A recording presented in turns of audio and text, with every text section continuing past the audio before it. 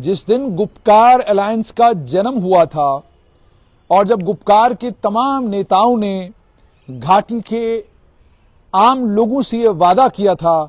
कि हम लोग 370 की लड़ाई लड़ेंगे, जम्मू कश्मीर को पूर्ण राज्य का दर्जा दिलाने के लिए लड़ाई लड़ेंगे, और पूर्व मुख्यमंत्री और नेशनल कॉन्फ्रेंस के उपाध्यक्ष उमर अब्दुल्ला ने कहा था कि मैं इस यूनियन टेरिटरी में चुनाव नहीं लड़ूंगा। और सिर्फ इतना ही नहीं बल्कि नेशनल कॉन्फ्रेंस ने एक वक्त में यह भी स्टैंड लिया था कि हम किसी चुनाव में हिस्सा नहीं लेंगे, और उसके बाद डीडीसी के चुनाव में हिस्सा लिया। उसके बाद डॉक्टर फारूक अब्दुल्ला ने यह बयान भी दिया कि हमने गलती की, हमको पंचायत के चुनाव लड़ने चाहिए थे, हमको पंचायत के चुनाव में बाहर नहीं रहना चाहिए था। लेकिन गुपकार जब बना था तब भी स्ट्रेट लाइन पर हमने ये बात दो टूक अल्फाज में कही थी कि ये सियासी मजबूरी के कारण तमाम राजनीतिक दल एक साथ आए हैं, और इस सियासी मजबूरी का फायदा सिर्फ और सिर्फ नेशनल कॉन्फ्रेंस को होगा। बाकी दलों को नेशनल कॉन्फ्रेंस के साथ आने के बाद कोई सियासी फायदा हो, इसकी उम्मीद कम नजर आती है। उसकी सबसे बड़ी वजह तब भी मैंने आपको यह बताई थी कि नेशनल कॉन्फ्रेंस के पास पुराना कैडर है और नेशनल कॉन्फ्रेंस के पास घाटी में अच्छा खासा कैडर है। लेकिन उस वक्त आपको याद होगा लगातार गुपकार की तरफ से बयान आ रहे थे कि यह अलायंस सियासी नहीं, यह अलायंस कश्मीर के मुस्तकबिल के लिए है, यह अलायंस कश्मीर को 370 वापस दिलाने के लिए है, यह अलायंस कश्मीर को पूर्ण राज्य का दर्जा दिलाने के लिए है, यह अलायंस ग्रेटर ऑटोनॉमी की लड़ाई लड़ने के लिए अलायंस है। और आज उसके बाद जब भी चुनावी माहौल बना तो पीडीपी और नेशनल कॉन्फ्रेंस के बीच में तनातनी हुई। लेकिन अब फाइनली नेशनल कॉन्फ्रेंस के उपाध्यक्ष उमर अब्दुल्ला ने यह साफ कर दिया है कि पीडीपी और नेशनल कॉन्फ्रेंस लोकसभा के चुनावों में एक साथ नहीं होंगे। पीडीपी पर आरोप यह लगाया है कि पीडीपी की कोई क्रेडिबिलिटी घाटी में नहीं है। पीडीपी ने भारतीय जनता पार्टी को घाटी में लाया है, मजबूत किया है बीजेपी को घाटी में, और इसके चलते अब पीडीपी के साथ लोकसभा के चुनाव में कोई अलायंस नहीं होगा। इसका मतलब यह कि अब असेंबली के चुनाव भी ये सभी दल अकेले अकेले लड़ेंगे। और दूसरी बड़ी बात, महबूबा मुफ्ती ने उसके बाद फौरन ये कहा है कि उमर अब्दुल्ला ने और नेशनल कॉन्फ्रेंस ने वो किया है people's alliance for Gupkar declaration के साथ जो बीजेपी भी नहीं कर सकी। आगे उन्होंने कहा मैं एक लड़ाका हूं, मैं लड़ाई लड़ूंगी और मैं कांग्रेस के पास जाऊंगी और इंडिया अलायंस के लिए, इंडिया अलायंस को जिंदा रखने के लिए शब्दोमत के साथ कोशिश करूंगी। मगर जो नेशनल कॉन्फ्रेंस ने किया है वो नेशनल कॉन्फ्रेंस को करना नहीं चाहिए था, यह भी उन्होंने कहा है। अब इसका मतलब ये कि गुपकार अलायंस आज के दिन मुकम्मल तौर पर दफन हो चुका है। अब केवल और केवल इस गुपकार अलायंस में डॉक्टर फारूक अब्दुल्ला और मोहम्मद यूसुफ तारिगामी बच गए हैं, और उनके साथ में मुजफ्फर शाह है। मोहम्मद यूसुफ तारिगामी का जहां तक ताल्लुक है वो सीपीआईएम से हैं, और उनका वर्चस्व केवल और केवल कुलगाम और घाटी की कुछ एक अन्य सीटों के ऊपर है। बाकी आप कहेंगे कि कोई बहुत बड़ा वोट बैंक सीपीआईएम के पास है, तो नहीं है। डॉक्टर फारूक अब्दुल्ला अकेले गुपकार में क्या है वो एक बड़ा सवाल है। और क्या उमर अब्दुल्ला के ये कहने के बाद कि पीडीपी के साथ कोई गठजोड़ नहीं होगा, क्या अब गुपकार अब जिंदा भी है? तो मतलब गुपकार खत्म हो गया। मतलब साफ ये है कि वो सच्चाई जो सच्चाई दीवार पर लिखी हुई इबारत की तरह है कि 370 खत्म हो गया, वो किस्सा खत्म हो चुका, उसे सुप्रीम कोर्ट ने मुकम्मल तौर पर जजमेंट देने के बाद दफन कर दिया।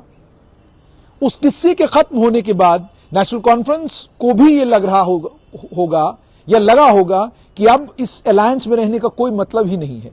क्योंकि जो आखिरी लड़ाई हम लोग सुप्रीम कोर्ट में लड़ रहे थे वहां से तो हम लोग हार गए। पार्लियामेंट के जरिए 370 अमेंड होगा और हमें दोबारा से कोई स्पेशल स्टेटस मिलेगा, उसकी संभावना बड़ी कम है। अब पूर्ण राज्य का दर्जा भी कोई किस्सा नहीं, अब किस्सा सिर्फ ये है कि लोकसभा के चुनाव लड़ने हैं और उमर अब्दुल्ला श्रीनगर से प्रत्याशी होंगे, मियां अल्ताफ अनंतनाग पुंछ राजौरी वाली सीट से प्रत्याशी होंगे, और मीर सैफुल्ला या कोई और नेशनल कॉन्फ्रेंस का नेता बारामूला कॉन्स्टिट्यूंसी से नेशनल कॉन्फ्रेंस की तरफ से चुनाव लड़ेगा। पीडीपी को अलग अपना रास्ता बनाना है और मोहम्मद यूसुफ तारिगामी को भी अब अपने लिए एक नई दुनिया तलाश करनी है कि कौन सी नई दुनिया होगी, जिस नई दुनिया में मोहम्मद यूसुफ तारिगामी घाटी के अंदर एक अलायंस बनाएंगे, जो अलायंस वाकई कश्मीर के लोगों की, जैसे वो बार बार ये दल कहते हैं कि हम कश्मीर के लोगों की नुमाइंदगी करते हैं, तो अगर वाकई नुमाइंदगी कश्मीर के लोगों की है और वाकई ये कश्मीर के लोगों के दिलों की धड़कन समझते हैं, तो फिर जिस समय ये अलायंस बना था तो उस समय ये कहा गया था ये घाटी के लोगों के लिए अलायंस बना है। लेकिन अब अगर लोकसभा के चुनाव के वक्त ही ये पार्टियां अलग अलग डफलियां बजानी शुरू हो गई हैं, तो इसका मतलब साफ तौर पर यह था ये अलायंस तब भी राजनीतिक था, ये अलायंस आज भी राजनीतिक है और ये अलायंस कल भी राजनीतिक होगा। यानी आज भी जो सच्चाई है उससे नेशनल कॉन्फ्रेंस, पीडीपी और तमाम घाटी के दल वाकिफ है, और कल भी सच्चाई से वो लोग वाकिफ थे। कल भी उनको पता था कि 370 पर जो केंद्र सरकार ने फैसला लिया है उसे मोड़ा नहीं जा सकता है, और आज भी वो इस सच्चाई को ऑलमोस्ट कबूल कर चुके हैं। तो जब आपने ऑलमोस्ट किसी सच्चाई को कबूल किया है, इसको पब्लिक में मानने में आखिरकार दिक्कत और परेशानी क्या है? इसको आम जनता के बीच में दोबारा गाने की जरूरत क्या है? इसको दोबारा आम जनता के बीच में लाने की जरूरत क्या है? यानी जिस राजनीतिक सच्चाई को आप अपने मनों में मान चुके हैं और जिसके चलते आप गुपकार से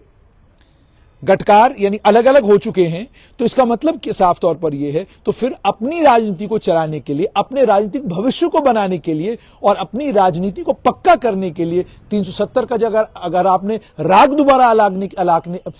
दोबारा अलापने की कोशिश की, तो यकीन मानिए आम जनता के बीच में यह बात जरूर चल पड़ेगी कि अगर वाकई ये सब कुछ कश्मीर के लिए था, कश्मीर के लोगों के लिए था, तो फिर तो गुपकार होना चाहिए था। लेकिन अगर ये कश्मीर और कश्मीर के लिए नहीं है, तो फिर ये राजनीति के लिए है, अपने दल के लिए है, लोकसभा के चुनाव में जीत के लिए है, तो फिर जाहिर सी बात है फिर अलायंस की तो कोई जरूरत नहीं। और उसके बाद ये भी कि अगर इस अलायंस का ब्रॉडर मकसद एम्पावरमेंट है, इस अलायंस का ब्रॉडर मकसद घाटी को पूर्ण राज्य का, जम्मू कश्मीर को पूर्ण राज्य का दर्जा दिलाना है, तो फिर ये एम्पावरमेंट देने वाला अलायंस लोकसभा के वक्त में 3 सीटों के ऊपर इतना सर फोड़ने वाला काम क्यों कर रहा है? फिर तो यह होना चाहिए था कि गुपकार तय करना चाहिए था, जिस श्रीनगर नेशनल कॉन्फ्रेंस लड़ेगी, अनंतनाग में पीडीपी लड़ेगी, बारामूला में कोई और दल लड़ेगा, इस तरीके से होना चाहिए था। लेकिन नहीं, आप जानते हैं और आपको भी चाहिए दिल्ली को यह बताना, ये दिल्ली को बताने और समझाने के लिए है कि यहां हम हैं, और यह आज से नहीं 1953 से होता आया है। हम हैं का मतलब यह कि अगर तीनों लोकसभा सीटों पर नेशनल कॉन्फ्रेंस की जीत होती है, तो वो दिल्ली में यह बताने के काबिल हो जाएंगे कि जनाब जनता तो हमारे साथ है। तो अगर आपको असेंबली में कोई असेंबली के चुनाव कराने हैं, वहां पर कोई सरकार बनानी है, तो we are here, there is nobody.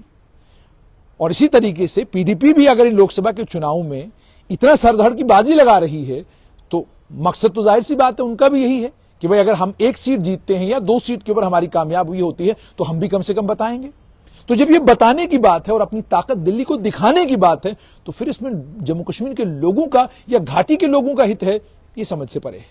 अगर घाटी के लोगों का हित होता, क्योंकि ये सारी बातें खुद गुपकार अलायंस के नेताओं ने कही हैं, और कल भी अगर आपने देखा होगा कि प्रधानमंत्री नरेंद्र मोदी घाटी में आए, एक बड़ी जनसभा को उन्होंने संबोधित किया, और उनके संबोधन के फौरन बाद महबूबा मुफ्ती का ट्वीट आया, उन्होंने कहा जी रात के सुबह के 5 बजे से जो है सरकारी मुलाजिमों को बसों में भर के ले जाया जा रहा है ताकि प्रधानमंत्री नरेंद्र मोदी की रैली में भीड़ जुटे। उमर अब्दुल्ला ने भी यही बातें करी। तो अगर आप इस बात को लेकर बड़े कॉन्फिडेंट हैं, आपको यकीन है इस बात का कि जनता आपके साथ है, जनता के दिलों की धड़कन आप समझते हैं, और आपको लगता है कि वाकई जनता 370 को वापस चाहती है, पूर्ण राज्य के दर्जे को वापस चाहती है, जनता घाटी के अंदर आपको चाहती है, तो फिर तो आपको एक साथ होना चाहिए था। क्योंकि आप तो कहते हैं कि गुपकार जो है वो लोगों की नुमाइंदगी करने के लिए बना था, लोगों के दिलों की धड़कन गुपकार समझता था। तो अगर गुपकार लोगों के दिलों की धड़कन समझता था, तो फिर गुपकार पारा पारा क्यों हो गया? गुपकार अलग अलग भागों में क्यों बढ़ गया? और गुपकार ने अलग अलग डफली बजाना क्यों शुरू कर दी? एक बड़ा सवाल है। अब देखना यह होगा कि गुपकार के इस अलग अलग किस्से की शुरुआत होने के बाद वो जो अटकलें लग रही हैं, और वो जो गुलाम नबी आजाद ने एक बयान दिया, और जिस बयान के बाद जबरदस्त बवाल हुआ कि दिन के उजाले में नहीं बल्कि घाटी के कुछ नेता रात के अंधेरे में दिल्ली जाते हैं और मुलाकात करते हैं और कहते हैं कि जरा नरम हाथ हमारे ऊपर रखिए, सख्ती करने की हमारे ऊपर जरूरत नहीं है। तो ये नेता कौन है? मैंने ये नहीं कहा किसी राजनीतिक दल की बात नहीं, कौन नेता है जो ये कर रहे हैं, लेकिन एक बात तो बिल्कुल साफ हो गई, गुपकार के इस खंड खंड होने के बाद, गुपकार के अलग अलग रास्तों पर चले जाने के बाद, कि घाटी में केवल और केवल राजनीति के लिए ये दल एक साथ आए। इन दलों ने एक साथ थोड़ा समय बिताया, लेकिन पहले सज्जाद गनी लोन, फिर बाकी लोग, फिर आहिस्ता आहिस्ता सभी लोग गुपकार को छोड़कर चले गए। अब केवल गुपकार में बचे हैं गुपकार के प्रवक्ता मोहम्मद यूसुफ तारेगामी।